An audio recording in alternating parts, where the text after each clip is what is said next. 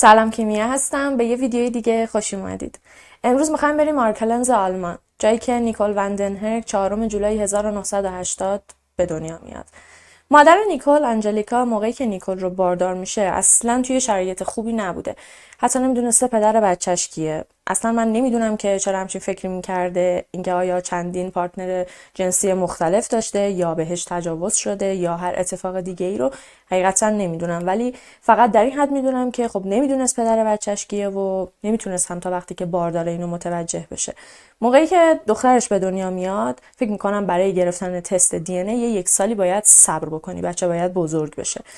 نیکول که 1 سالش میشه تصمیم میگیره که بالاخره بفهمه پدر بچهش کیه. میره برای یه تست درخواست میده و وقتی که تست رو انجام میدن مشخص میشه که پدر نیکول در واقع مرد همسایه است که خیلی هم از انجلیکا بزرگتره. در واقع یه آقای متأهل بود که خودش کلی بچه‌ی قد و نیم قد داشت، یعنی در واقع یه خانواده کامل داشت. اون آقا میگه که من نمیخوام هیچ مسئولیتی رو قبول بکنم، این بچه رو اگه دوست داری نگه دار، اگر نه میتونی بدیش به پرورشگاه، ولی دفعه آخر باشه که میای در خونه ای منو واسه من مزاحمت ایجاد میکنی. وای به حالت اگر خانواده من بفهمن که همچین بچه‌ای رو از من به دنیا آوردی. انجلیکا خودش از نظر روحی خیلی آدم باثباتی نبود.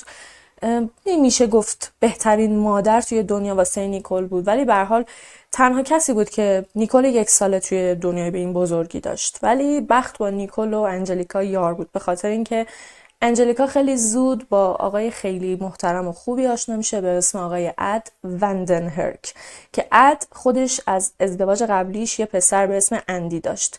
موقعی که اد و انجلیکا همدیگر رو میبینن، وقتی که میفهمن چقدر وجه اشتراکای زیادی دارن، البته بجز بچه داشتن من نمیدونم چه وجه اشتراک دیگه ای داشتن، میفهمن که چقدر همدیگر رو دوست دارن، چقدر رو همدیگه اوکی هستن. انقدر رابطه‌شون سریع پیش رفت که قبل از اینکه حتی 1 سال بگذره در عرض چند ماه تصمیم میگیرن که با همدیگه ازدواج بکنن.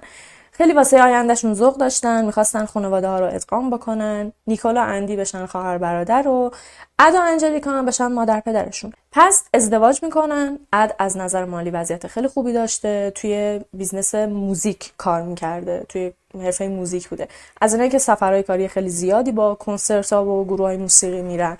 یه خونه خیلی بزرگ داشته و خلاصه نیکول و انجلیکا واقعا شانس میارن. اد مرد فوق‌العاده‌ای بود، یعنی اصلا از اینایی نبود که بخوام بگم اولش خوب بود بعدش بد شد، نه، واقعا مرد خوبی بود. انجلیکا رو همه جوره دوستش داشت، به نیکول خیلی محبت میکرد. حتی چند وقت بعد از ازدواجشون به انجلیکا گفت که فامیلی دخترت رو هم برو عوض کن، فامیلی منو بذار روش.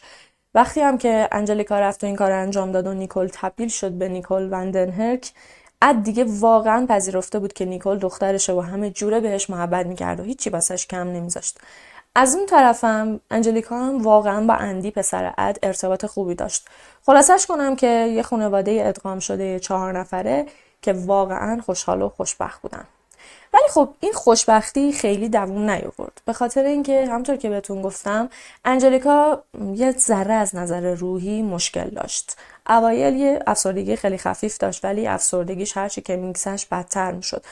اصلا افسردگی چیزی نیست که بگی خب چون الان ازدواج کرده، الان یه خانواده داره پس افسردگیش درمان بشه. افسردگی موردیه که باید ریشه‌یابی بشه، به پزشک مراجعه کنی، حتی الامکان دارو مصرف بکنی و خلاصه باید درمانش بکنی، مثل بیماری‌های جسمی که واسه آدم پیش میاد.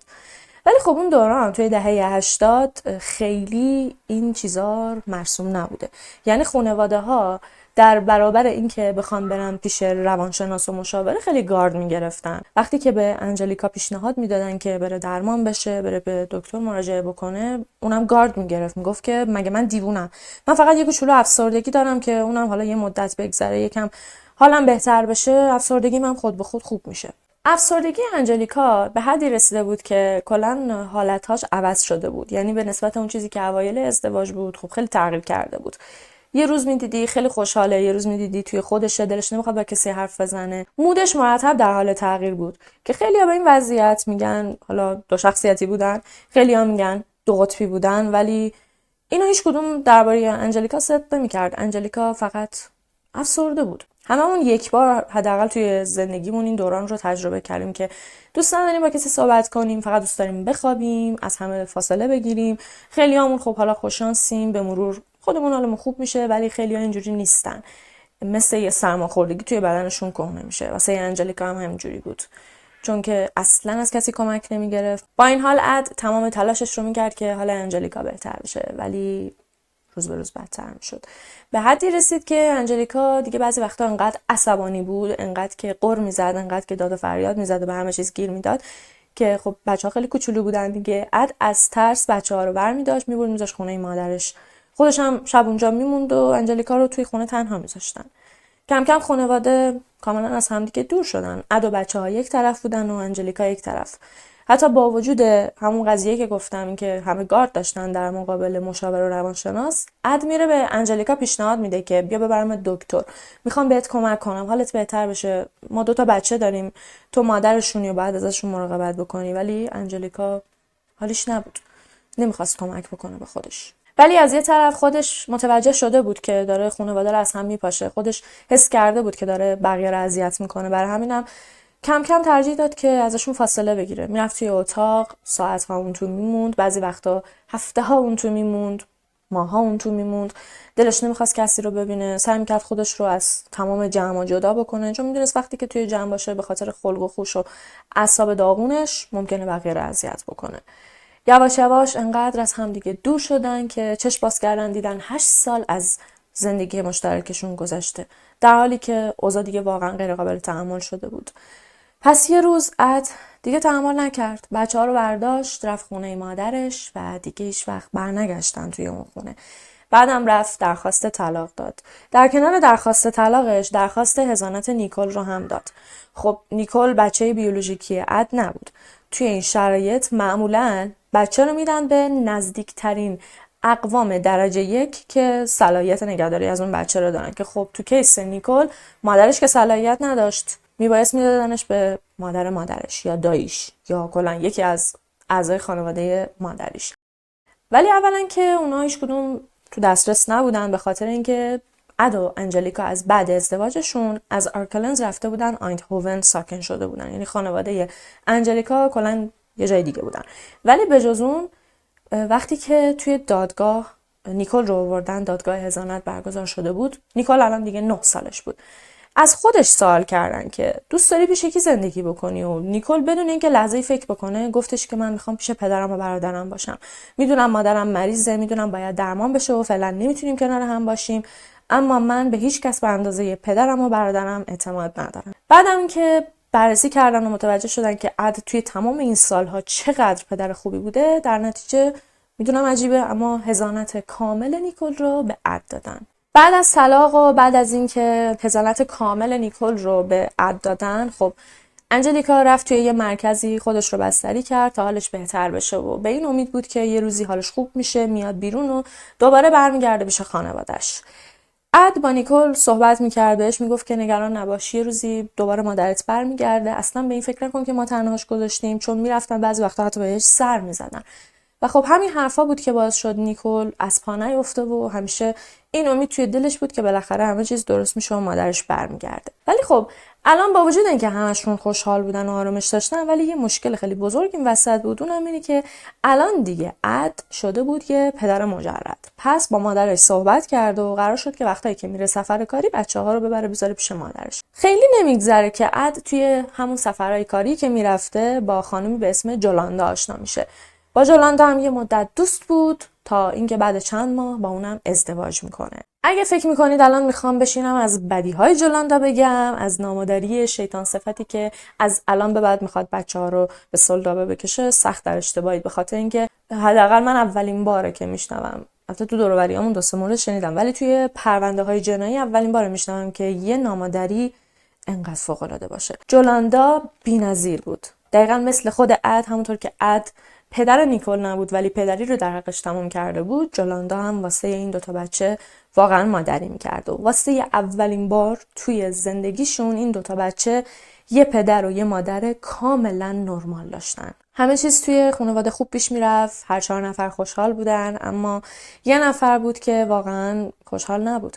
موقعی که خبر ازدواج مجدد اد به گوش انجلیکا میرسه، انجلیکایی که همیشه امید داشت که بالاخره حالش خوب میشه و برمیگرده و کنار مردی که بی نهایت دوستش داشت و 2 بچه‌ای که حاضر بود واسهشون همه کار بکنه.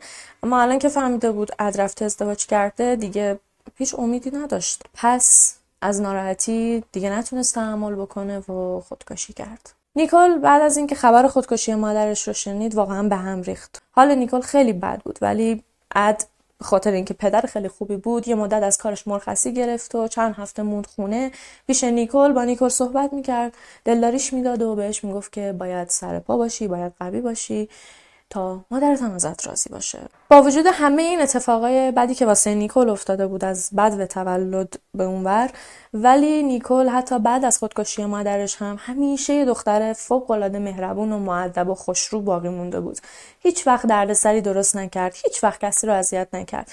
همه توی مدرسه ازش راضی بودن. معمولا وقتی کسی مادرش فوت میکنه اصلا نمیتونه حتی کتاب دستش بگیره و درس بخونه، ولی نیکول اتفاقا کاملا برعکس شده بود. با خودش فکر میکرد که من باید بیشتر درس بخونم تا مادرم ازم راضی باشه. برای همینم نمراتش نه تنها افت نکرد بلکه بهترم شد. توی همچین شرایطی هم خیلیا، نمیگم همه ولی خیلیا مخصوصا نوجوانا ممکنه واسه آروم کردن خودشون سمت دود برن، سمت الکل برن، ولی نیکول سمت هیچ کدومشون نرفت. به جاش یه تصمیم خیلی خیلی بزرگ گرفت. نیکول تصمیم گرفت که بچسبه به کار، بره واسه خودش کار پیدا کنه. با وجود اینکه از نظر مالی هیچ احتیاجی نداشت، اما بره سر کار، هم سرش گرم بشه، هم کلی چیز یاد بگیره و میخواست آینده خیلی خوبی رو واسه خودش بسازه. نیکول الان دیگه 15 سالش شده بود و حتی دوست پسر داشت، دوستای خیلی زیادی دور و برش بودن. رفت توی یه قنادی واسه خودش کار پیدا کرد و عد هم واسهش یه دوچرخه خرید، به خاطر اینکه خب سنش زیر سن قانونی بود و نمیتونست رانندگی بکنه. فعلا واسهش دوچرخه خرید تا وقتی که میخواد بره سر کارو برگرده با دوچرخه‌اش بره. نیکول هم چند هفته با دوچرخه‌اش میرفت سر کار و برمیگشت تا صبح جمعه 16 اکتبر 1995 وقتی که نیکول از خونه مادر بزرگش اومد بیرون، از مادر بزرگش خداحافظی کرد و بهش گفت که فلان ساعت از سر کارش برمیگرده خونه. هیچ کس حتی فکرش هم نمی‌کرد که زندگی همشون قراره از این به بعد کاملا تغییر بکنه. ولی خب اون روز صبح جمعه وقتی که نیکول نرسید سر کارش، صاحبکارش انقدر که به نیکول مطمئن بود و میدونست نیکول اصلاً آدمی نیست که بخواد جیم بزنه یا دیر برسه یا اصلاً نیاد، بدون اینکه بره به پدر نیکول زنگ بزنه از شدت نگرانی درجا زنگ میزنه به پلیس. انقدر به نیکول اعتماد داشت و میدونست نیکول سرش بره هم حاضر نیست که سر کارش حاضر نشه. صاحبکار نیکول با پلیس تماس گرفت، گفت که چه اتفاقی افتاده. از اونجایی که نیکول 15 سالش بود خب پلیس میبایست خیلی زود میگشت و پیداش میکرد. برای همینم سریع با پدر نیکول تماس گرفتن، ازش پرسیدن که از دخترت خبر داری؟ خیلی نگران شد، گفتش که نه، خونه مادرم بود و قرارم بود که صبح بره سر کارش. مگه نرفته سر کارش؟ که بهش گفتن که نه، نیکول اصلا سر کارش حاضر نشده. از همون موقع با جولاندا تماس گرفت و بعدم هر دوتا با هم دیگه رفتن خونه مادر عد، با مادر عد صحبت کردن. ازش پرسیدن که خب صبح که نیکول داشت میرفته از خونه بیرون چی دیدی؟ چیز خاصی نبود؟ نیکول ناراحت نبود؟ حرف خاصی نزد؟ مادر بزرگم گفتش که نه، مثل همیشه خوشحال و سرحال سوار دوچرخه‌اش شد و بهم گفتش که فلان ساعت از سر کار برمیگردم، بعدم خداحافظی کرد. بعد از شنیدن حرفای مادر بزرگ پلیس بالاخره تصمیم گرفت که جستجو رو واسه پیدا کردن نیکول خیلی سریع شروع بکنه به خاطر سن و سال کمش. پلیس نه تنها داشت دنبالش میگشت بلکه از تک تک افرادی که سر راهشون توی محله میدیدن هم سوال میکردن. عکسای نیکول به اضافه مشخصاتش رو و مشخصات دوچرخش رو همه جا پخش کردن تا اگر کسی دیدتش یا خبری ازش داره بیاد و اطلاع بده. از همه درباره‌اش سوال کردن. تمام مغازه‌هایی که اطراف اون شیرینی فروشی بودن رو هم حتی رفتن سوال کردن. هیچ کس نیکول رو ندیده بود. حتی از مسیر خونه تا مغازه رو رفتن، با همه مغازه‌دارا و آبرای پیاده صحبت کردن، ولی حتی یک نفرم انگار اون روز صبح نیکول رو ندیده بوده. انگار نیکول آب شده بوده رفته بوده زیر زمین. تا اینکه همون روز ساعت 6 بعد از ظهر وقتی که داشتن دنبال نیکول میگشتن، یکی از افسرهای پلیس دوچرخه نیکول رو پیدا میکنه. ولی دوچرخه تنها بوده، یعنی هیچ وسیله کنارش نبوده، چون نیکول هر روز صبح با کولش میرفته سر کار، حتی کولش هم اونجا نبود. از اونجایی هم که دوچرخه رو نزدیک رودخونه پیداش کردن، حدس زدن که شاید نیکول از یه چیزی ترسیده با دوچرخه‌اش همینطوری فرار کرده تا رسیده به رودخونه. از رودخونه نمیتونسته رد بشه، پیاده شده، کولش رو برداشته و از توی رودخونه فرار کرده رفته. انگار که یک نفر دنبالش کرده یا ترسوندتش. ولی خب پلیس یه نظر خیلی بزرگتر داشت نسبت به این ایده کوچیک. اونم این که نیکول به خاطر شرایطی که اخیراً داشته، به خاطر مشکلات و فشار خودکشی مادرش فرار کرده و احتمالاً هم رفته آرکلنز، رفته پیش خانواده مادریش. ولی اد وقتی که این حرفا رو شنید با اطمینان گفتش که اصلاً همچین چیزی نیست. درسته که نیکول بعد از شنیدن خبر فوت مادرش خیلی به هم ریخت، ولی ما همه آرومش کردیم، حالش خیلی خوب بود. نیکول اگر بچه‌ای بود که میخواست فرار بکنه نمیرفت با هزار امید و آرزو سر کار. انقدر توی مدرسه درساش خوب نبود، حداقل ما یه رفتار عجیبی ممکن بود ازش ببینیم که فکر کنیم شاید نیکول یه روز فرار بکنه. پلیس حرفای اد رو به ظاهر قبول کرد، ولی پس ذهنشون همچنان داشتن با فرضیه فرار جلو میرفتن.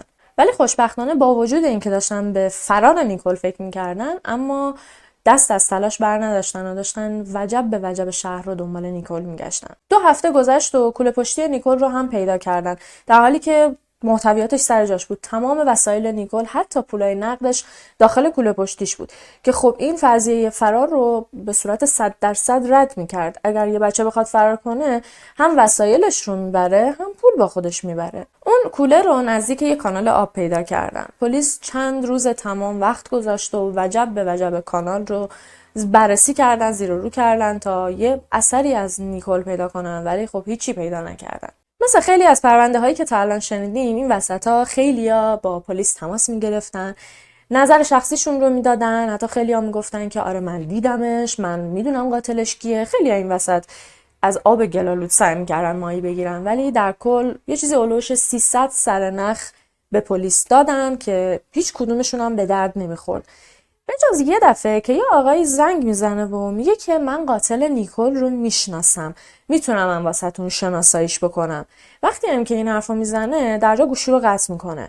هر چقدر سعی کردن که مجدد با اون آقا تماس بگیرن، موفق نشدن. ولی خب مکالمه ضبط شده رو داشتن. توی یه برنامه تلویزیونی اون مکالمه رو پخشش میکنن. خب صدا کاملا واضح بوده. به مردم میگن که اگر این صدا رو میشناسید به ما بگید که صدای کیه، یا اگر صاحب صدا هستید لطفاً با ما تماس بگیرید، اگر اطلاعاتی دارید لطفاً تماس بگیرید. ولی خب سرنخ صدا به هیچ جا نرسید. خیلی هم زنگ میزدن به پلیس و گزارش مزاحمت‌ها و آزار و اذیت‌های یه سری نوجوان رو میدادن. میگفتن که آره ما تو جاده‌ها که داریم با دوچرخه هامون تردد میکنیم، یه سری نوجوان میان ما رو اذیت میکنن، ما حدس میزنیم همینا کسایی بودن که به نیکول آزار رسوندن یا باعث گم شدن نیکول شدن.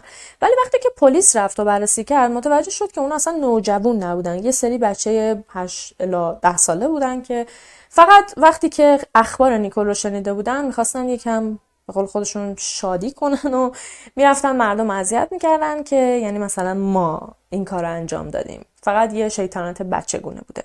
اد هر موقع که باهاش مصاحبه میکردن و درباره نیکول ازش میپرسیدن، خیلی خونسرد بود. آرامش خیلی عجیبی داشت. هیچ وقت غر نمیزد. هیچ وقت الکی جلوی دوربینای خبرنگارا زار نمیزد. خیلی خونسرد و با آرامش میگفت که من تا جون توی بدنمه دست از تلاش بر نمیدارم و بالاخره یه روز دخترم رو پیدا میکنم. ولی حتی خونسردی و آرامش اد هم نمیتونست مردم آیندهوون رو از نگرانی در بیاره. الان همه نگران بودن. خیلی‌ها بچه نوجوان داشتن و میترسیدن حتی اجازه بدن بچه‌هاشون از خونه برن بیرون. تا بالاخره روز چهارشنبه 22 نوامبر 1995، 47 روز بعد از مفقود شدن نیکول، آقایی که داشت توی یه جنگلی واسه خودش پیاده روی میکرد، جسد نیکول رو پیدا میکنه. یه هفته بعد خاکسپاری نیکول برگزار شد و بیشتر از 1000 نفر از مردم آیندهوون توی خاکسپاری شرکت کرده بودن. حتی افرادی بودن که نیکول رو از نزدیک ندیده بودن، اصلا خانواده‌اش رو نمیشناختن، ولی خب اخبارش رو که دنبال میکردن. با خانواده نیکول ابراز همدردی کردن. همه واقعا ناراحت بودن به خاطر اینکه بجز اینکه این بچه رو زده بودن، کشته بودنش، جسدش رو هم مثل یه دیگه آشغال توی جنگل پرتش کرده بودن. تمام این چیزایی که مردم درباره نیکول و کشته شدنش شنیده بودن به اندازه کافی همه رو ناراحت کرده بود. ولی مسئله خیلی بزرگتر شنیدن جزئیات نتایج کالبد شکافی نیکول بود. نیکول تو آخرین لحظات عمرش جهنم رو قشنگ تجربه کرده بود. فکش خورد شده بود، انگشتش شکسته بود، کلی ضربه به سرش زده بودن. انقدر بهش چاقو زده بودن که دنده‌هاش له و لورده شده بود. چندین بار هم بهش تجاوز کرده بودن. و نکته خیلی ناراحت کننده این بود که با وجود اینکه الان دیگه جسد نیکول رو هم داشتن، دوچرخش رو داشتن، کوله پشتیش رو هم داشتن، ولی پلیس قد یه ارزن هم مدرک نداشت تا بتونه متوجه بشه که کی این بلا رو سر نیکول آورده. در واقع هیچ کس هیچ چیز خاصی واسه ارائه دادن نداشت. نه متخصص صحنه جرم، نه پزشکی که جسد نیکول رو بررسی کرده بود، نه گروه تجسس، هیچی دست پلیس نبود که خب این تقریبا میشه گفت منطقیه. توی دهه 80 90 تکنولوژی به اندازه الان پیشرفت نکرده بود که بتونید از دی ان ای استفاده بکنید. دی ان ای ها هم اون موقع به صورت دستی بود دیگه. باید دی ان ای 2 نفر رو به صورت کامل داشته باشی، با هم دیگه مقایسهشون بکنی تا بفهمی که اینا مثل هم دیگه هستن یا نه. مثل الان نبود. ولی مشکل اصلی این بود که پلیس حتی دی ان ای هم نداشت که بخواد با دی ان ای خلافکارای شهر مقایسهش بکنه. دست پلیس واقعا بسته بود و الان تنها کاری که از دستشون برمی اومد این بود که انگشت اتهام رو ببرن به سمت خانواده نیکول. هر دقیقه یکیشون رو از توی خونه می آوردن، ایستگاه پلیس باهاش صحبت می‌کردن، بازجویی‌های چند ساعتی که همه‌شون رو کلافه کرده بود. جولاندا همسر اد انقدر ناراحت بود و واقعا دیگه نمیتونست این وضعیت رو تحمل بکنه که رفت دست به دامن یه پیشگو شد تا بلکه پیشگو بهش بگه که کی این بلا رو سر نیکول آورده. ولی خب پیشگو یه چیزایی گفت، یه اشاره‌هایی کرد، اما هیچ کدومش به درد نمیخورد و به جایی نرسید. تا اینکه بالاخره تو ماه فوریه یه اتفاق خیلی عجیب میفته. پلیس یه سرنخ خیلی عجیب پیدا میکنه، ولی نه توی آینتهوون، نه توی آرکلنز، اصلا نه توی آلمان، نه توی اروپا، بلکه 7400 کیلومتر اونورتر تو میامه آمریکا. سلین یه خانم آلمانی اهل آیندهوون آمریکا بود و سال 1996 رفته بود آمریکا و اونجا به جرم قاچاق مواد مخدر دستگیر شده بود. موقعی که برده بودنش ایستگاه پلیس و داشتن ازش بازجویی میکردن، میخواستن ازش حرف بکشن، بهش گفتن اسم همدستاتو بگو. سلین میگه که من در ازای این که یه خبر مهم بهتون بدم، یعنی آپدیت واسه یکی از پرونده های حل نشده یا آیندهوون رو بهتون بدم، یه سری تخفیف توی مجازاتم میخوام. که وقتی بهش گفتن درباره کدوم پرونده داری صحبت میکنی، گفت پرونده کشته شدن نیکول وندنهرک. پلیس آمریکا هم قبول میکنه و به سلین میگن اگر بتونی اخبار موثقی بدی که بتونه به حل اون پرونده کمک بکنه، ما هم بهت تخفیف میدیم. پس سلین میگه که من با یه سری افراد قاچاقچی مواد مخدر همکاری کردم و مدارکی دارم که نشون میده که اون اشخاص همون اشخاصی هستن که نیکول رو دزدیدن و بعدم به قتل رسوندنش. این خبر مثل بمب ترکید. از آمریکا رسید به آلمان. الان دیگه همه خوشحال بودن. میگفتن که پرونده نیکول داره حل میشه. مخصوصا خانواده نیکول، مخصوصا اد. وقتی که با اد مصاحبه کردن واقعا خوشحال بود. میگفت که من میدونستم بالاخره حق به حقدار میرسه و قاتل دخترم دستگیر میشه. ولی متاسفانه بعد از اینکه پلیس تحقیق کرد متوجه شدن که همه حرفای سلین خوزعبلی بیش نبوده. سلین میدونست که الان پرونده نیکول توی آلمان خیلی صدا کرده. با خودش فکر کرد که بیام این وسط یه سری اخبار کذب بدم، یه مدت سر پلیس رو گرم بکنم، حالا شایدم بتونن یه چیزی پیدا کنن تا یه تخفیفی توی مجازاتم بگیرم. ولی خب اون اشخاصی که سلین گفته بود قاچاقچی مواد مخدرن و توی قتل نیکول دست دارن واقعا وجود خارجی داشتن، نه که نداشته باشن. اما پلیس بعد از اینکه بررسی کرد هیچ مدرکی پیدا نکرد که نشون بده اون اشخاص اصلا حتی نیکول رو میشناختن، چه برسه به اینکه به قتلش رسونده باشن. درسته که این سرنخ به جایی نرسید، ولی خب پلیس بعد از اینکه واکنش اد رو نسبت به این خبر شنید که گفتم اد خوشحال شده بود و گفته بود بالاخره حق به حق رسیده، با خودش فکر کرد که شاید اد یه کاری کرده. وگرنه چرا بعد از شنیدن یه خبر کذب مسخره انقدر خوشحال بشه؟ اد خودش این کارو کرده، اد خودش دخترش رو کشته. پس الان که فهمیده یه سری افراد قراره به جای اد گیر بیفتن و واسه قتل نیکول محکوم بشن، پس احتمالا خودش این کارو کرده و الان هم خوشحاله که داره قصر در میره. پس نه تنها اد بلکه اندی پسر اد رو هم دستگیر کردن، ازشون چندین ساعت بازجویی کردن. ولی خب این 2 نفر قبلتر هم با پلیس صحبت کرده بودن و هرچی میدونستن گفته بودن. حتی رفتن خونه اد رو گشتن، وسایل اندی رو گشتن، ولی هیچی پیدا نکردن. پس مجبور شدن که بعد از چند روز ولشون کنن که برن. البته این طبیعیه، همیشه توی پرونده ها معمولا مظنونین اول خانواده خود مقتولن. ولی خب در رابطه با اد و اندی نه مدرکی وجود داشت و نه حتی انگیزه‌ای اصلا چرا این 2 نفر باید نیکول رو میکشتن. اونم پدر و پسری که جونشون رو واسه نیکول میدادن و نیکول وقتی که 9 سالش بود ازش پرسیده بودن میخوای کجا بری، بدون اینکه ذره‌ای فکر بکنه پدرش و برادرش رو انتخاب کرده بود. اون وقت این 2 نفر چرا باید بیان نیکول رو به قتل برسونن؟ از بعد این اتفاق بود که پرونده نیکول کاملا سرد شد. پلیسش مدرکی نداشت، مردم برگشته بودن به روال عادی زندگی خودشون. بعضیا هنوز برای نیکول خب ناراحت بودن، گاهی درباره‌اش صحبت میکردن، ولی دیگه دغدغه کسی نبود. خانواده نیکول هم بعد از اینکه دیدن تلاشاشون هیچ نتیجه‌ای نمیده، چون چندین سال تلاش کردن تا بتونن قاتل نیکول رو پیدا کنن، ولی دیگه تصمیم گرفتن که برگردن به زندگی عادی خودشون. اندی رفت انگلستان، اد و جولاندا از هم دیگه طلاق گرفتن و اد رفت اسپانیا. معمولا وقتی که یه بچه توی یه خانواده گم میشه یا به قتل میرسه، خیلی موارد زیادی دیدیم که پدر و مادر با هم نمیمونن. حالا یا به خاطر اینکه دیگه خوشحال نیستن کنار هم، یا هر کدوم اون یکی رو مقصر میدونن، ولی خیلی طبیعیه که بین این اشخاص طلاق به وجود بیاد.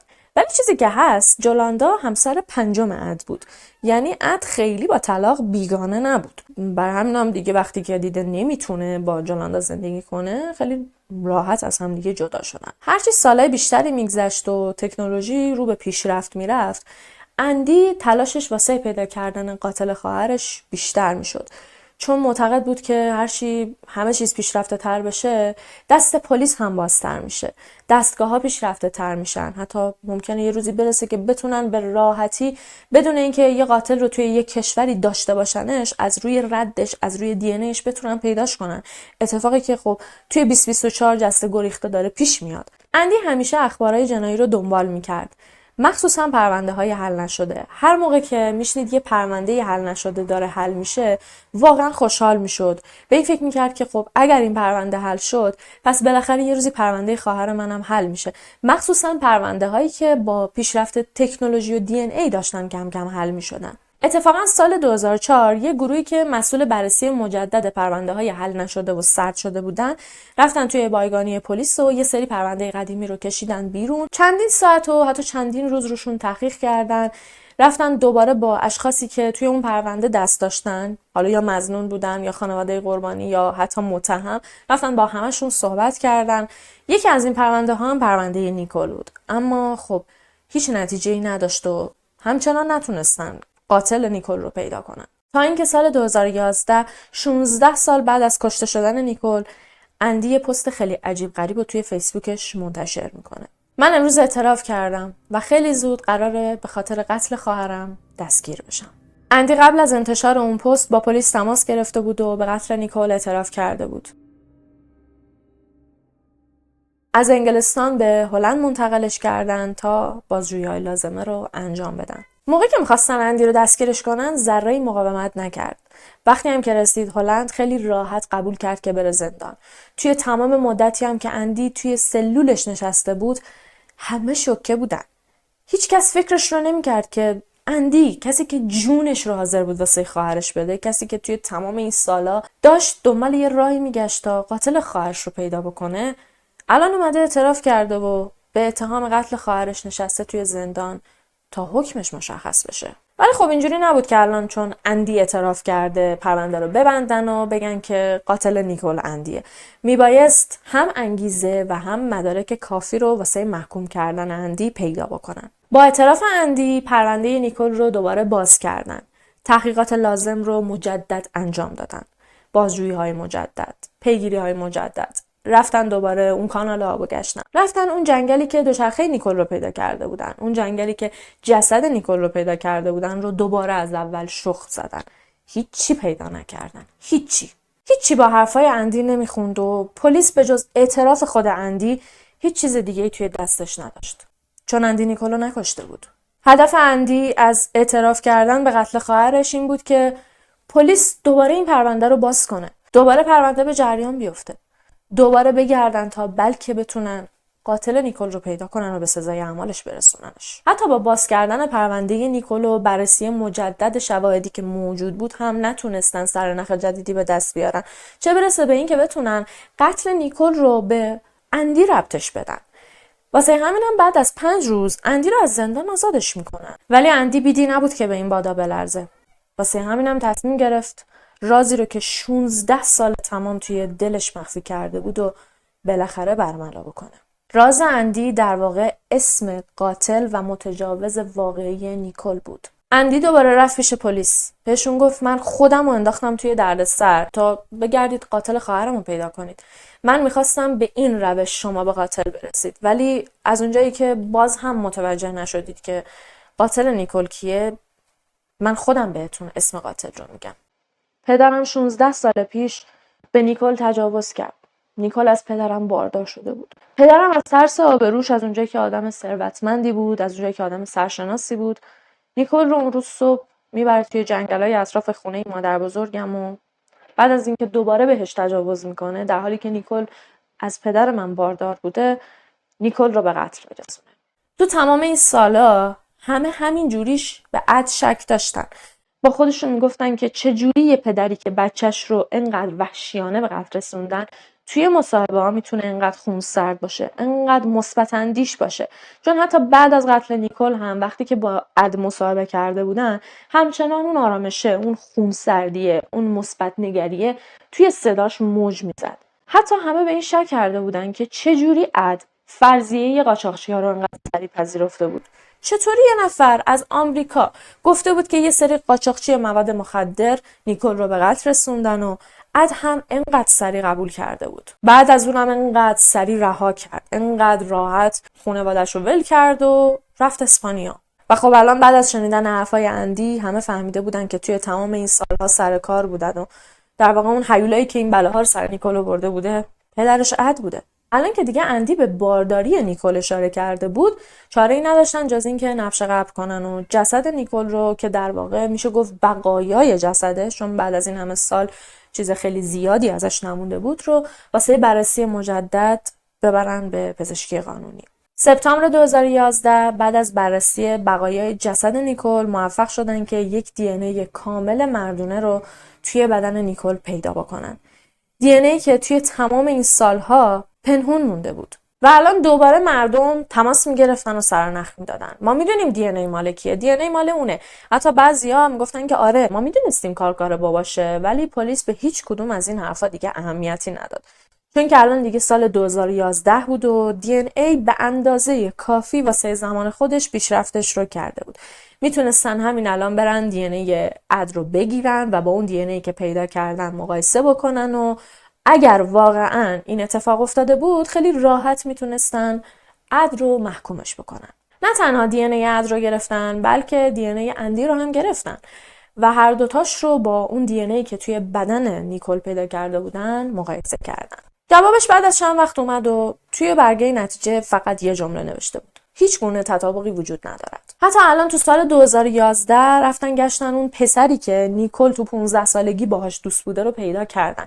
این دی ان ای رو با دی ان ای اون پسر هم مطابقت دادن، ولی با دی ان ای اون هم مطابقتی نداشت. از نظر خیلیا این یه در بسته جدید بود، ولی در واقع هدف اندی از اول هم همین بود: هم پرونده خواهرش رو به جریان بندازه و هم به خاطر مطالعه هایی که توی تمام این سال انجام داده بود و اخباری که دنبال کرده بود، میدونست که از طریق اون چیزهایی که توی بدن یه زن هست، از طریق دی ان ای که ممکنه بر اثر تجاوز توی واژن یه خانم قرار گرفته باشه، الان دیگه میشه فهمید که متجاوز و قاتل یک نفر کیه. پرونده نیکول باز دوباره رفت تو دسته‌بندی پرونده های حل نشده، اما خوشبختانه قرار نبود که خیلی وضعیت اینطوری بمونه. سال 2013 یه تیم حرفه‌ای داشتن روی پرونده نیکول کار میکردن که یه نفرشون وقتی که داشت پرونده رو میخوند احساس کرد که تمام این چیزایی که توی این پرونده نوشته شده رو قبلا یه جای دیگه خونده، تا اینکه یه پرونده‌ای که مربوط میشد به سال 2000 رو پیدا کرد. پرونده سال 2000 5 سال بعد از قتل نیکول اتفاق افتاده بود، ولی شباهت‌های خیلی عجیبی بین این دوتا پرونده بود. سپتامبر 2000 یه خانمی داشته با دوچرخه‌اش از یه مسیری رد می‌شده که یه مردی که چاقو تو دستش گرفته بوده به زور و تهدید چاقو اون خانم رو از دوچرخه‌اش پیاده می‌کنه.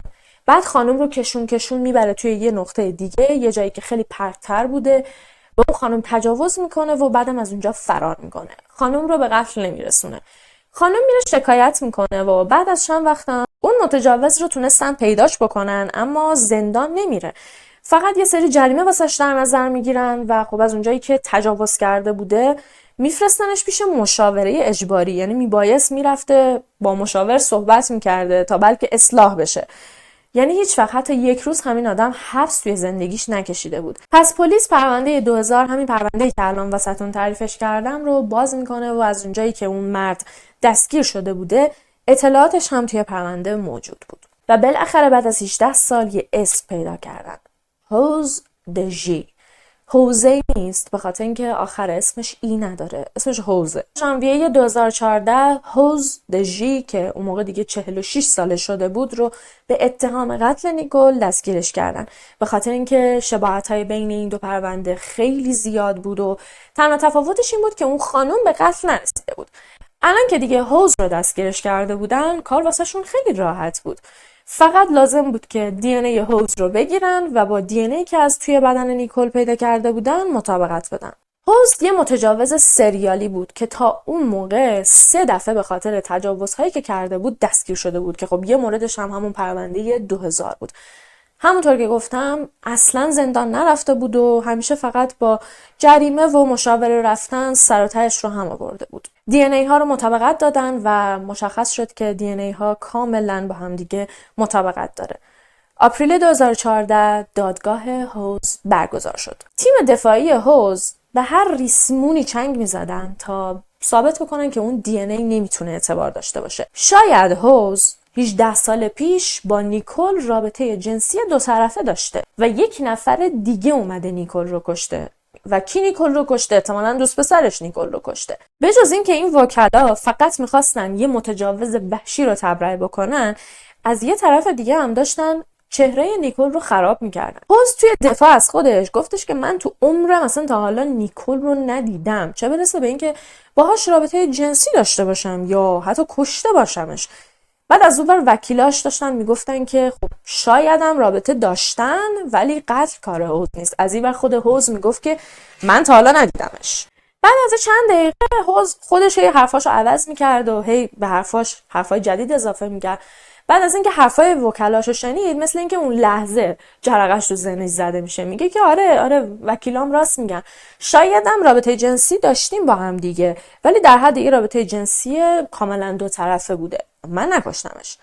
اگر هم رابطه جنسی داشتم یادم نیست، یا داشتم یا نداشتم.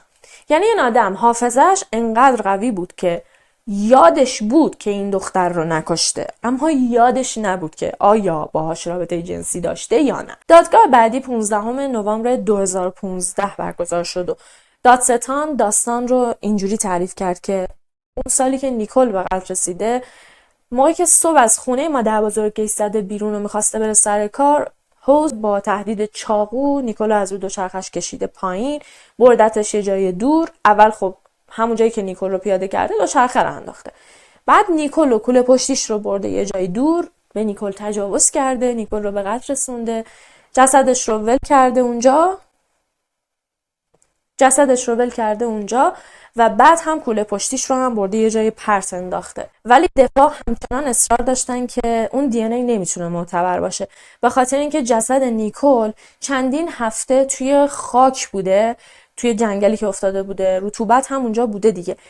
امکان نداره که دی ان ای هم اگر بوده بتونه سالم بمونه. جسد تجزیه شده و خب میگفتن بعد از چند هفته هم که این جسد پیدا شد، شما همون موقع هم دی ان ای رو در نیاوردید. 16 سال بعد دی ان ای رو از بقایای جسدش کشیدید بیرون و خب این نمیتونه خیلی معتبر باشه. این دی ان ای دیگه یه دی ان ای کامل نیست که بشه با دی ان ای موکل ما مقایسش کرد. توی دادگاه یه شاهد جلو اومد و علیه هوز صحبت کرد. گفتش که خیلی سال پیشا هوز به من گفته که یه دختر 15 ساله رو کشته. البته قبلش بهش تجاوز کرده. چرا کشتتش؟ به خاطر اینکه اون دختر سایز آلت تناسلی هوز رو مسخره کرده، بهش خندیده. هوز هم بعد از اینکه به زور بهش تجاوز کرده به قتلش رسونده.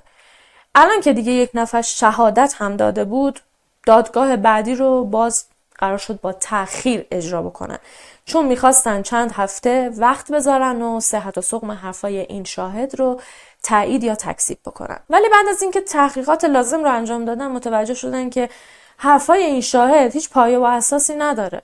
یعنی میتونسته فقط واسه خراب کردن حوض باشه.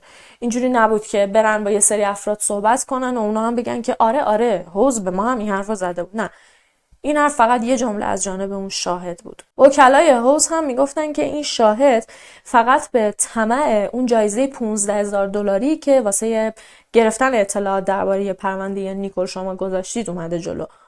که خب من احساس میکنم ممکنه این باشه، ولی اصلا هم نمیشه منکر این شد که حوض یه متجاوز سریالی خیلی وحشیه. بعد از اینکه اظهارات اون شاهد هم دیگه بیفایده بود و توی دادگاه نمیشد ازشون استفاده کرد، الان تنها چیزی که میتونستن بر پایه اون دادگاه رو جلو ببرن و رأی نهایی رو بدن همون دی ان ای بود که توی بدن نیکول پیدا کرده بودن. انقدر باد و بارون بیرون شدیده که الان من متوجه شدم که دیوار خیس شده. مارچ 2016 5 تا دانشمند آلمانی خیلی معروف و بزرگ اومدن با دستگاه‌های خیلی پیشرفته دی ان ای ها رو مجدداً با هم دیگه مطابقت دادن و در کمال ناباوری این بار نتیجه زده بود که نامشخصه. یعنی نه اینکه بگن تطابقی وجود داره یا تطابقی وجود نداره، زده بود نامشخص. وقتی که 2 تا دی ان ای رو با هم دیگه مطابقت میدن و نتیجه میشه نامشخص، به این معنیه که اون دی ان ای کافی نیست، مقدار اون دی ان ای کافی نیست، کیفیت اون دی ان ای احتمالاً اومده پایین. وقتی که یه دی ان ای رو چندین بار آزمایشش کنن، به مرور از کیفیتش کم میشه، به مرور شاید حتی مقدارش کوچیک بشه. در نتیجه دی ان ای رو که امروز پیدا بکنی، بری آزمایش کنی و تطابق واسش پیدا بکنی، مطابقت واسش پیدا بکنی، شاید اگه طی 20 سال آینده 3 بار دیگه، 4 بار دیگه، 5 بار دیگه آزمایشش بکنی، به مرور هی کیفیتش بیاد پایین و یهو ببینی 30 سال بعد اصلا دیگه نشه ازش استفاده کرد. و توی کیس نیکول متاسفانه این اتفاق افتاد. و سال 2016 بعد از اینکه نتیجه مطابقت دی ان ای ها مشخص شد که زده بود نامشخص، دیگه قاضی نمیتونست حوض رو به قتل متهم بکنه. ولی نمیشه منکر شد که همون سال 2014 موقعی که واسه اولین بار با دی ان ای حوض مطابقتش دادن، به نسبت دی ان ای اندی و اد بیشترین تطابق رو با دی ان ای حوض داشت. در واقع شاید بشه گفت 90% با دی ان ای حوض مطابقت داشت.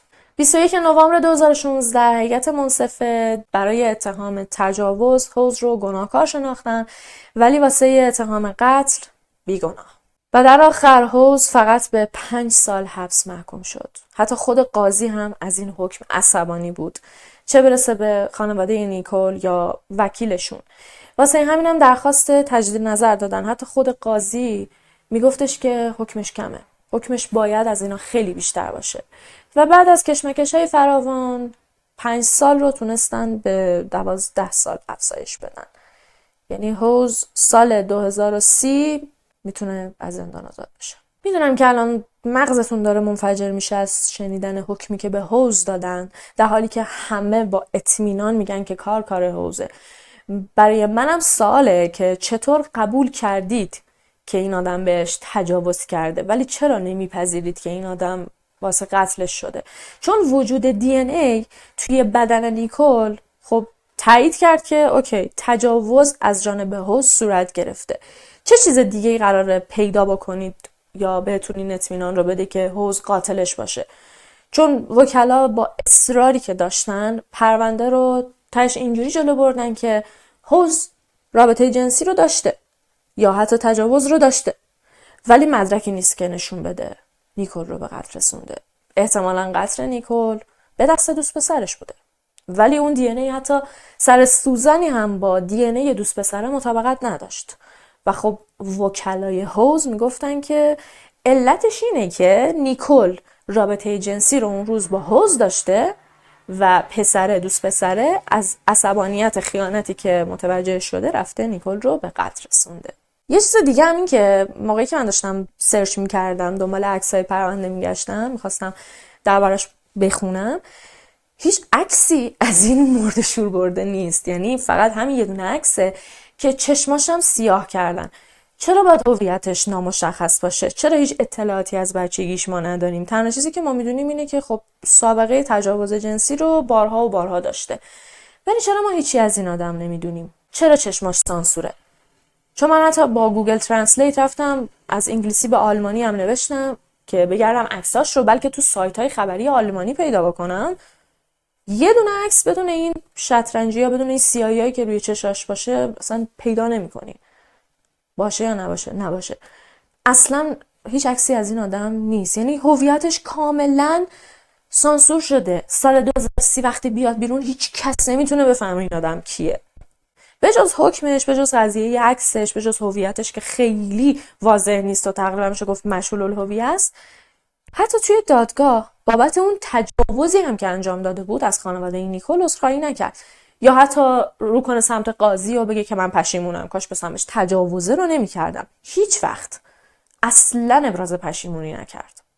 اونجای ویدیو که بهتون گفتم روز جمعه 16 اکتبر 1995 با گم شدن نیکول قرار زندگی تمام اعضای خانواده‌اش از هم بپاشه، در واقع منظورم به صورت خیلی کلی بود. به جز اینکه خب همه ناراحت بودن، همه واقعا داشتن عذاب میکشیدن از اینکه هم عزیزشون رو از دست دادن و هم نتونستن عدالت رو به اون شکلی که میخوان و رازشون میکنه واسهشون اجرا بکنن. کشته شدن نیکول زندگی همه اعضای خانواده‌اش رو تقریبا میشه گفت از بین برد. نیکول به جز اندی خواهر برادرای دیگه هم داشت از ازدواج‌های دیگه اد. درسته نسبت خیلی نزدیکی با نیکول نداشتن، ولی خب از اونجایی که اد پدری رو واقعا در حق نیکول تموم کرد، بچه‌هایی هم که از ازدواج قبلیش داشتن واقعا نیکول رو به اندازه خواهر واقعی خودشون دوست داشتن. یکی از خواهرای نیکول که اسمش دبیه، اون موقع که نیکول به قتل میرسه فقط 6 سالش بوده، تعریف میکنه که اون روزا واقعا من حتی جرئت نداشتم از خونه برم بیرون، برم توی خیابون بازی کنم. به جای اینکه برم با دوستان وقت بگذرونم، منو پیش مشاور میبردن، منو پیش روانشناس میبردن. شبا از ترسم نمیخوابیدم. قایمکی میرفتم توی اتاق مادر پدرم بالای سرشون نگاهشون میکردم تا صبح بیدار میموندم که مطمئن بشم یه وقت کسی که خواهرمو کشته الان نمیاد پدر و مادرمو بکشه. و خب از همه اینا که بگذریم، پایان پرونده امروزمون قراره ناراحت کننده ترین پایانی باشه که تا حالا داشتیم، به خاطر اینکه 27 آگوست 2021 اندی آخرین پست فیسبوکش رو منتشر میکنه. من آماده خدافظیم. قرصا کار رو تموم میکنن. اندی دیگه نمیتونست تحمل بکنه. با وجود تمام تلاشایی که کرده بود، تونست حتی قاتل خواهرش رو پیدا بکنه، ولی حتی نتونست قاتل رو مجازات بکنه و به سزای اعمالش برسونه. پس در نتیجه با قرص خودکشی میکنه. بعضی وقتا یه نفر که کشته میشه خب خیلی ناراحت کننده است، خیلی دردناکه، اما کشته شدن یه آدم بعضی وقتا میتونه به قیمت از بین رفتن بقیه اعضای خانواده‌اش بشه، بقیه عزیزاش بشه. پرونده نیکول منو یاد پرونده گریگوری ویلمون میندازه که واقعا وقتی که یه عزیزی رو از دست بدی، نه تنها شاید دیگه نتونی سر پا بشی، بلکه به تبعات کشته شدن اون عزیز ممکنه اتفاقات جبران ناپذیر دیگه‌ای هم بیفته. و اون قاتلی که میخواد یه نفر رو بکشه، کاش قبل از اینکه دست به قتل بزنه به این فکر بکنه که یه نفر رو، یک انسان رو نمیکشه، بلکه بعضی وقتا قتل بعضی از آدما میتونه به قیمت نابودی بقیه اعضای خانواده‌شون تموم بشه. از اونجایی که دیگه میخوام ساعت 4 بعد از ظهر ویدیوها رو بذارم، پس دیگه بهتون نمیگم شب بخیر. عصرتون بخیر و تا ویدیوی بعدی خدافظ.